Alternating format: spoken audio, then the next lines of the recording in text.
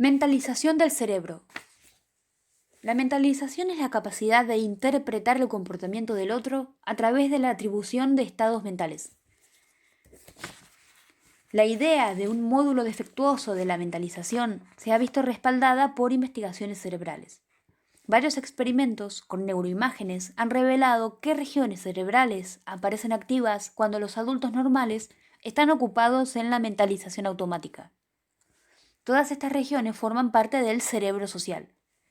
En las personas no autistas, diferentes tareas que suponen deducir intenciones, creencias y deseos de la gente activan 3 regiones clave del cerebro social: la corteza prefrontal medial, el surco temporal superior y los polos temporales adyacentes a la amígdala. Aún sabemos poco sobre las funciones precisas de estas regiones, pero se han hecho algunas sugerencias iniciales. La corteza prefrontal medial está implicada en el control de estados mentales internos, tanto del yo como de los demás. El surco temporal superior es importante para reconocer y analizar movimientos y acciones de las personas. El polo temporal tiene que ver con el procesamiento de las emociones. La activación sistemática de estas 3 regiones cerebrales en toda clase de tareas de mentalización da a entender que desempeñan papeles clave en esta última. En varios estudios recientes se han realizado escáneres a personas muy competentes con el síndrome de Asperger, mientras llevaban a cabo tareas de mentalización. En ellos se ha observado que en los individuos con el síndrome de Asperger, las 3 regiones cerebrales involucradas en la mentalización están conectadas más débilmente que en los participantes con control normales, por lo que están menos activas. ¿Significa esto que existen regiones cerebrales específicas que en el autismo se desarrollan de forma anómala? De ciertos estudios anatómicos se han obtenido pruebas preliminares de ello. Hasta ahora los resultados sugieren que la proporción de sustancia gris y sustancia blanca en determinadas partes cerebrales implicadas en la mentalización es ligeramente distinta. Estas diminutas irregularidades anatómicas tal vez sean un indicio de conexiones en desarrollo anómalas. Las partes señaladas más a menudo como lugares conflictivos en las investigaciones recientes son los lóbulos temporales, los lóbulos frontales y el cerebelo. Según ciertos datos, entre diferentes regiones hay una mala conectividad que es especialmente característica del cerebro autista. Solo recientemente se han obtenido pruebas de que el cerebro de muchas personas autistas es más grande y más pesado que el de las no autistas. Al nacer el tamaño parece normal o incluso inferior a lo normal, pero es perceptible un incremento tras el primer año de vida. Tal como vimos en el capítulo 2, en el desarrollo del cerebro normal, las conexiones entre células cerebrales, sinapsis, al principio se multiplican y a continuación experimentan un proceso de poda, conforme lo mucho o poco que se utilicen. Quizá en el autismo no se produce la poda sináptica adecuada. Superación de la ceguera de la mente. Carecer de la base innata para la lectura mental no incapacita para aprender sobre estados mentales. Antes hemos conjeturado que cuando un módulo es defectuoso entra en juego un mecanismo de aprendizaje general multiuso. Los padres y los maestros pueden prestar una gran ayuda. Es posible acumular gradualmente una conciencia y un conocimiento de los estados mentales, enseñando sobre estos mediante el uso de la lógica, la memoria y explicaciones detalladas de sucesos acaecidos y de lo que significan. Indudablemente esto requiere un alto grado de motivación, paciencia y esfuerzo por parte tanto del alumno como del maestro. Desgraciadamente, por lo que sabemos, el aprendizaje compensatorio no tiene lugar tan solo estando presente y copiando lo que hace otro. Se puede lograr compensación aprendiendo reglas explícitas sobre el mundo social mediante la lectura y el estudio de ejemplos. Hay que ensayar por separado diferentes situaciones y contextos. Para que una persona autista aprenda sobre las intenciones y los sentimientos de los demás, es preciso explicar con detalle las consecuencias de las acciones, las expresiones faciales, los gestos y las palabras, aunque para la mayoría resulten evidentes.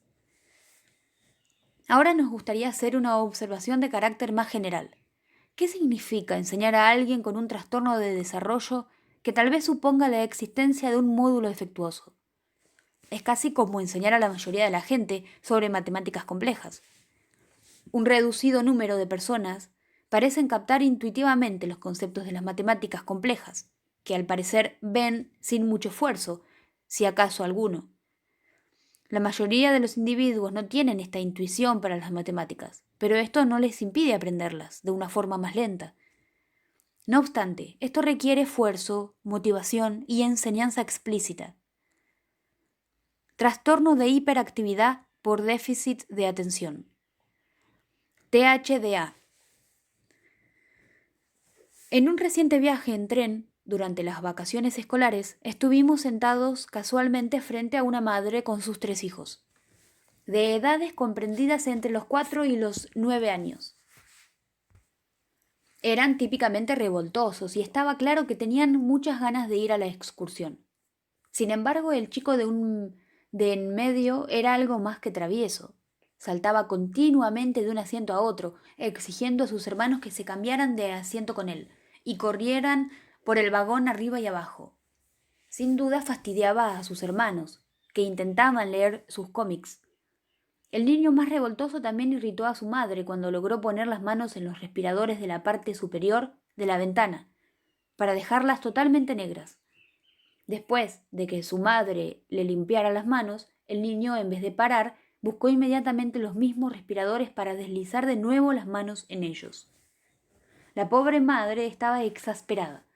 Le ofreció bocadillos para distraerle, pero no lo consiguió por mucho tiempo. El chico no tenía hambre y solo dio un bocado. Ella lo amenazó con llevarlo de vuelta a casa, pero nuevamente en vano. Él siguió con sus agitadas actividades. Este chico parecía aburrido, pero también incapaz de hacer nada al respecto. Sus hermanos encontraban cosas que les mantenían ocupados, al menos durante un rato. A diferencia de ellos, él no podía encontrar un entretenimiento igual de absorbente. Ningún propósito claro que hacer una cosa determinada mantenía su atención. En lugar de ello, estaba continuamente pillado por estímulos externos fugaces y a menudo inadecuados. El trastorno de hiperactividad por déficit de atención, THDA o TDA, trastorno por déficit de atención, es una afectación caracterizada por impulsividad inapropiada, dificultades de atención y en algunos casos hiperactividad. Un síntoma frecuente es el deterioro social, reflejado en la falta de amigos, pues estos niños tienden a comportarse de una manera que no solo es difícil de aguantar para los adultos, sino también para los demás niños.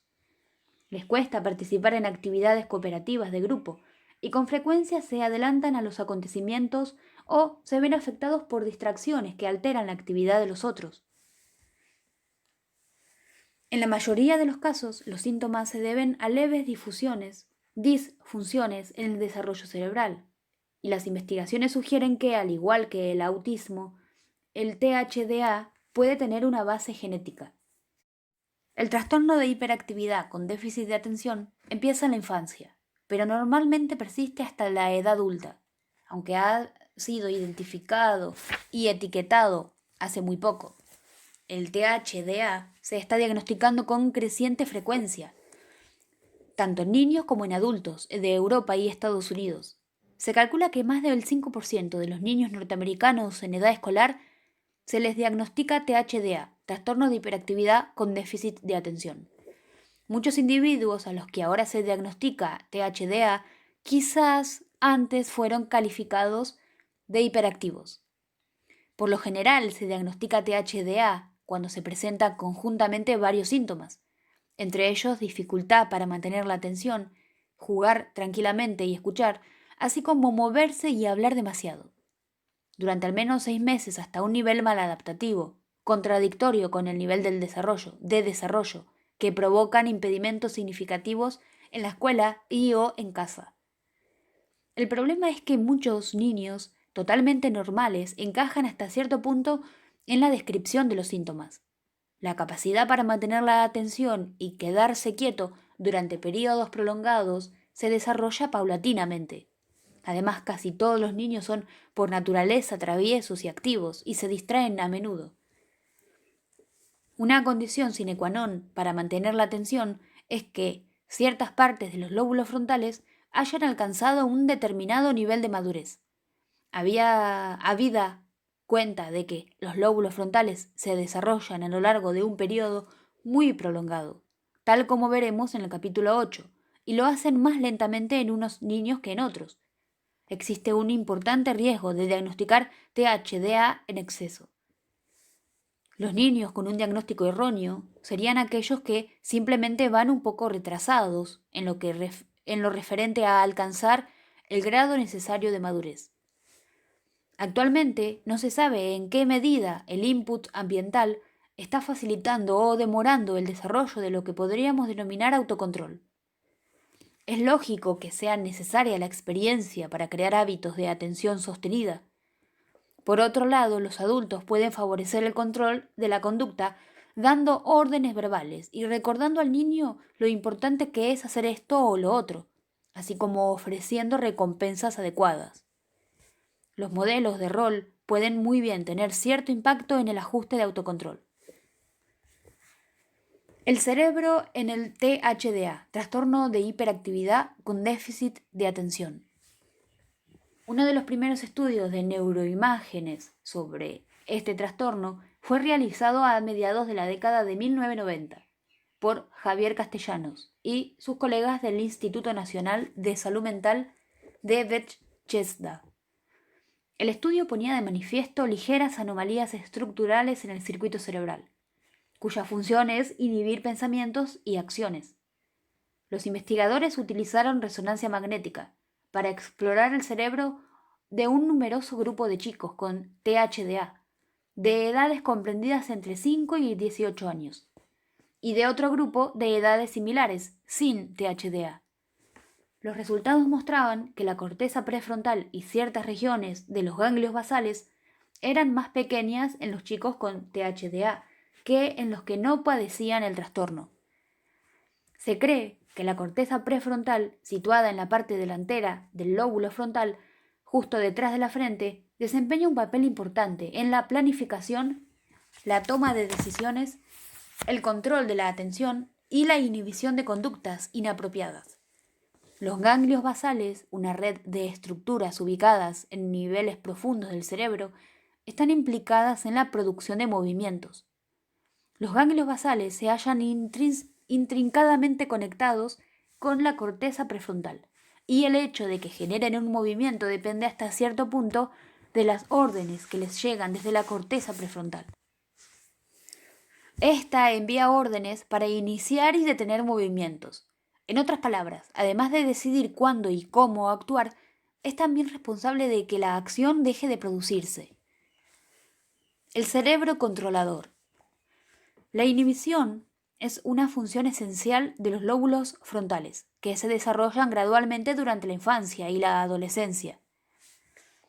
Es este control inhibitorio el que nos impide decir o hacer exactamente lo que sentimos, según sea el contexto social.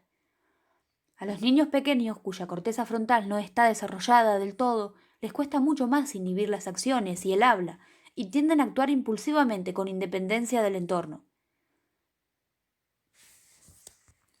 Recordemos el caso del niño que se acercó decidido a su tía para decirle con total confianza que a sus padres les horrorizaban las visitas de su tía. Huelga decir que esto provocó un cierto bochorno y que la pobre mujer tardó mucho tiempo en volver de visita. Todos los niños son hasta cierto punto desinhibidos. En todo caso, los principales síntomas del THDA son las dificultades graves y prolongadas a la hora de inhibir acciones y mantener la concentración mental. Puede que en el THDA el control inhibitorio frontal no esté funcionando eficazmente, quizá porque en los niños con el trastorno los lóbulos frontales se desarrollan a un ritmo más lento que en la mayoría. Esto quizá explique en cierta medida por qué muchos niños presentan síntomas parecidos a los del trastorno de hiperactividad con déficit de atención. Estos síntomas son una consecuencia normal de la inmadurez de la corteza frontal. El estudio de neuroimágenes de Castellanos y sus colegas da a entender que el funcionamiento defectuoso de la corteza prefrontal en los niños con THDA podría explicar por qué a estos les sigue resultando difícil inhibir la conducta y mantener la atención. Tratamiento del THDA. El THDA se trata a menudo con fármacos, como Ritalin y ciertos tipos de anfetaminas, que incrementan la cantidad de dopamina y noradrenalina en el cerebro. En los adultos, la estimulación de estos sistemas químicos origina sensaciones de vitalidad y euforia. Estos fármacos son muy eficaces para tratar los problemas de atención e hiperactividad. Muchas personas se sorprenden de que el fármaco elegido sea un estimulante y no un sedante. Aún no se sabe por qué los fármacos estimulantes son tan útiles para tratar los síntomas del trastorno por hiperactividad, déficit de atención. La medicación no cura el THDA, pero puede servir para que el niño funcione mejor en la escuela y en casa. Por lo general, se cree que la medicación es más eficaz cuando se utiliza conjuntamente con otras terapias. Existen otros tratamientos, entre ellos la terapia cognitiva y la terapia familiar, que pueden ayudar al niño a mejorar el autocontrol y la atención, y a la familia a aprender el mejor modo de afrontar y controlar la conducta del niño. Según algunas investigaciones, ciertos tipos de comida, que influyen aromas, conservantes y colores artificiales, pueden agravar el THDA en un conjunto reducido de personas. Puede que estos sean efectos reales, pero en todo caso muy pequeños.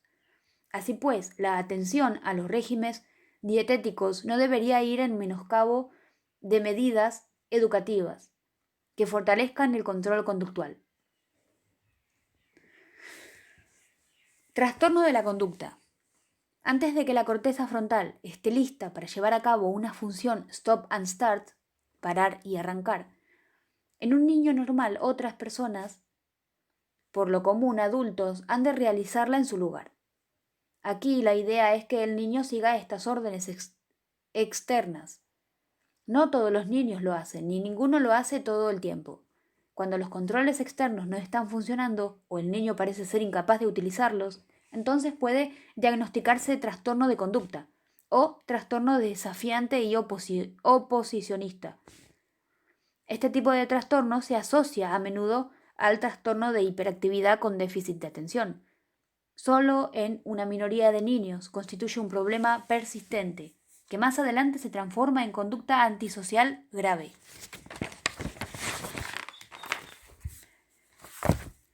Se ha reflexionado mucho sobre las razones sociales del trastorno de la conducta, y bastante menos acerca de las razones biológicas. Muchos psicólogos y maestros hablan de conducta buscadora de atención y creen que el estilo parental es uno de los orígenes del problema, de modo que se puede lograr mejora si se proporciona una formación especial a los padres. A menudo no es posible responsabilizar al estilo parental, pero aún en estos casos los programas de modificación de conducta pueden dar resultado. Un trastorno de empatía y sensibilidad moral. La elogiada película brasileña La Ciudad de Dios retrataba la vida de una favela muy pobre, donde las bandas de jóvenes tenían que arriesgárselas por su cuenta mediante robos y otras actividades delictivas. Era fácil conseguir armas y también drogas, y los asesinatos y otros actos violentos parecían la experiencia inevitable de casi todos los niños. Tal como se ve en la película, la ley de la calle era matar o que te mataran. Y aún así, todos los chicos, menos uno, respetaban cierto código moral o de honor. La excepción era un muchacho que disfrutaba matando y no mostraba ninguna piedad, un destacado jefe de una banda cuyos miembros le tenían un miedo atroz. Este cabecilla se comportaba de una manera que no podía encontrar excusas en el entorno en que vivía. Los demás lo sufrían igualmente y no llegaban a sus niveles de crueldad. Entre todos los jóvenes violentos de su ciudad, él era el único psicópata. Obsérvese que para subrayar la falta de empatía de esta afección usamos los términos psicópata y psicopatía en vez del más reciente trastorno de personalidad antisocial. En los adultos, la psicopatía es una afección que a veces comienza con trastornos de la conducta en la infancia. James Blair, neurocientífico del desarrollo del Instituto Nacional de Salud Mental de Bethesda, sugirió que un trastorno del neurodesarrollo da origen a psicopatía en la edad adulta y puede muy bien tener raíz genética. El trastorno seguramente es poco común y actualmente se diagnostica de manera bastante rudimentaria, a partir de cuestionarios clínicos, igual que el trastorno de hiperactividad con déficit de atención y el trastorno de la conducta. Blair señala que el fundamento cerebral de la psicopatía es un funcionamiento defectuoso de ciertas partes de la amígdala. Por lo general, la amígdala reacciona ante expresiones de tristeza, miedo en otras personas. Después, esta reacción, totalmente automática, es inconsciente, da lugar a una respuesta aversiva. No nos gusta ver a otras criaturas sufrir o tener miedo. Si vemos miedo o dolor en los ojos de alguien y nosotros somos la causa de ello, puede que esto actúe como señal para interrumpir lo que estamos haciendo. Es como un reflejo que Konrad Lorenz describió en perros de pelea y otros animales. Existen ciertas indicaciones denominadas señales de sumisión, por ejemplo, mostrar el cuello, que contribuyen a hacer que el animal vencedor se detenga y se eche atrás para no provocar más daño. Según Blair, en los seres humanos se da el mismo reflejo, que es vital para aprender sobre conducta moral. De forma instintiva sabemos que no hemos de provocar aflicción a otros seres humanos. Por tanto, aprendemos a considerar como moralmente malas las conductas y las cosas debido a las cuales alguien resulte lastimado.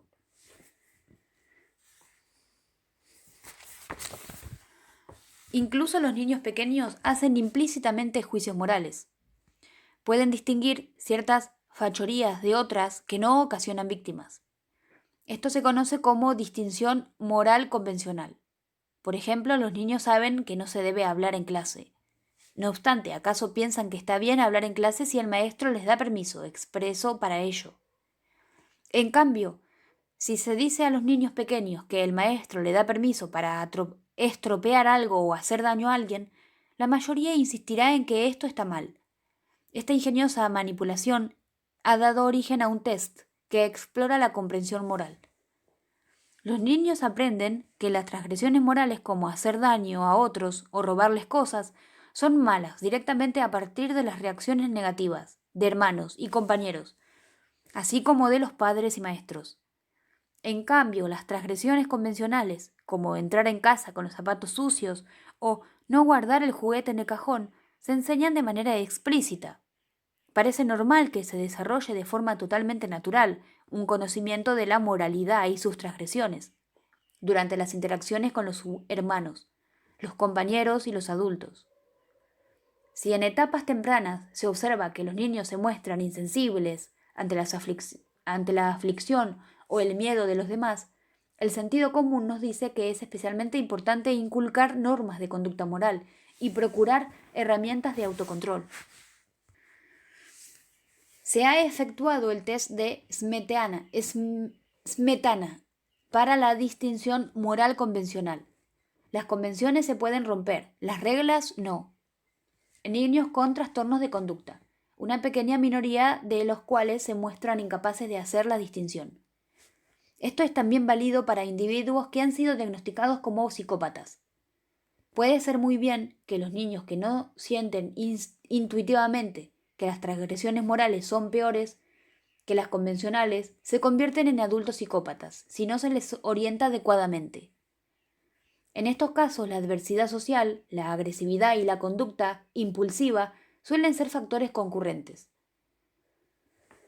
No obstante, otros individuos con un grado de adversidad igual o peor, así como con una conducta desinhibida, son capaces de mostrar empatía, y sus delitos son mucho menos crueles que los cometidos por los psicópatas. Además, sienten remordimientos, mientras que los psicópatas no se arrepienten de sus acciones. Se cruzó en mi camino, dijo un psicópata cuando se le preguntó por qué había golpeado a un niño haciéndolo caer al suelo. Otro psicópata que no era violento, pero que constantemente engañaba a la gente y se aprovechaba de su confianza, dijo: si confían en los demás, es culpa suya.